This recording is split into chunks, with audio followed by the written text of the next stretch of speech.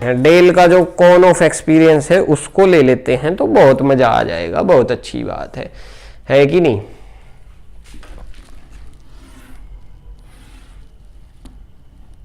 चलो भाई सब लोग बना लो ये ट्रायंगल जल्दी से, ठीक है। इस ट्रायंगल को कहेंगे हम Dale's cone of experience, Dale's cone of experience. ये एक कोन बन गई, ठीक है। ट्रायंगल तो क्या है ये, वैसे तो कोन है। कोन समझते हो ना क्या होता है, शंकु होता है, कोन इस प्रकार का होता है, ठीक, जो मैंने साइड में बना दिया छोटा सा। समझ में आ गया सबको? Okay, so Dale's cone of experience क्या बोलता है, ये बात हम पढ़ने जा रहे हैं। ये बिल्कुल सच्ची बात बोलता है, जैसा जैसा मैंने आपको थोड़ी देर पहले बताया था वैसी ही बात, ठीक है। ये बोलता है भाई कि हमें ना, हम किसी चीज को पढ़ते हैं तो वो कितनी याद रहती है, 10%। तो यहां पे मैं लिख दूं कि रीड इज इक्वल टू 10%। आप लोग इसका अर्थ समझ गए होंगे, अर्थ को समझ लेना, ठीक है। रीड इज इक्वल टू 10%, कहने का मतलब 100 में से हमें सिर्फ 10% याद रहेगा यदि हमने उसे सिर्फ पढ़ा है। जैसे हम जा रहे हैं कहीं, है ना, और साइड में कुछ कोट्स लिखे हुए हैं दीवारों पे, हमने पढ़ लिया वो, ठीक है, और सिर्फ पढ़ लिया तो हमें वो कितना याद रहेगा, 10%। हम किताब पढ़ने लगे, हम ले आए भाई यूजीसी नेट की किताब ले आए, नेट जेआरएफ की किताब ले आए, और हमने वहां से चीजों को क्या कर लिया, पढ़ लिया। तो पढ़ने के बाद हमें वो कितना % याद रहेगा, सिर्फ और सिर्फ 10% याद रहेगा, ठीक। यानी कि जब आप सेल्फ स्टडी करते हो, पुस्तक से पढ़ते हो, तो आपको पहली रीडिंग में कितना याद रहने वाला है, सिर्फ और सिर्फ 10%, ठीक है।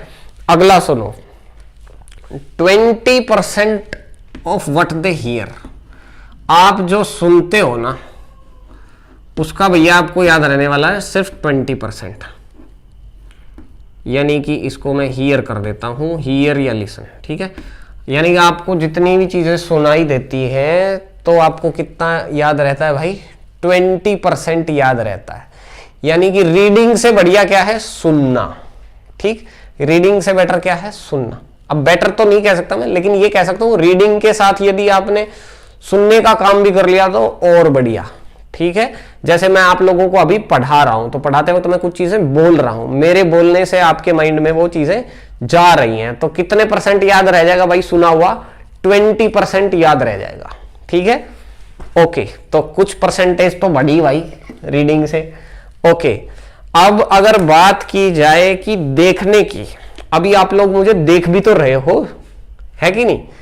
तो अगर देखने की बात की जाए तो हम देखी हुई चीजों का कितना % याद रखते हैं भाई, 30%। आपने कोई चीज देखी तो 30% चांस है कि भैया वो आपकी मेमोरी में लॉन्ग टर्म रिटेंशन रहेगी, ठीक है। सो देखने से चीजें कितनी एक्वायर हो जाती हैं, 30% काम हो जाता है, ठीक है। और अगर भैया दोनों काम एक साथ कर लिए, देखना और सुनना दोनों एक साथ कर लिए, तो कितना % हो जाएगा, 50%, ठीक है। 30 देखने का, 20 सुनने का, ठीक। तो हियर प्लस सी अगर मैं कर दूं तो कितना हो जाएगा भाई, 50%। यानी कि आप लोग जब मेरे से पढ़ रहे हो तो आपको 50% याद हो जा रहा है अभी के अभी, ठीक है। हियरिंग प्लस सी, देखना और सुनना दोनों मिलाकर के कितना हो जा रहा है, 50%। मैं यहाँ पे ये आप लोगों के सामने कॉन ऑफ एक्सपीरियंस बना दिया, तो आपने इसको बनते हुए देख लिया, ठीक है। और साथ साथ मैं आपको इसकी जानकारी भी दे रहा हूं, सुना भी रहा हूं, तो आपका काम जो है 50% हो गया है भाई। देख लो कोचिंग के कितने फायदे हैं, खुद से बुक पढ़ते 10% याद रहता, अब मैं यहां पे पढ़ा दिया 50% काम हो गया है, ठीक है। थैंक्स बोलो जल्दी से कमेंट सेक्शन में ठीक है, तो ये फायदा है, 50% हो गया।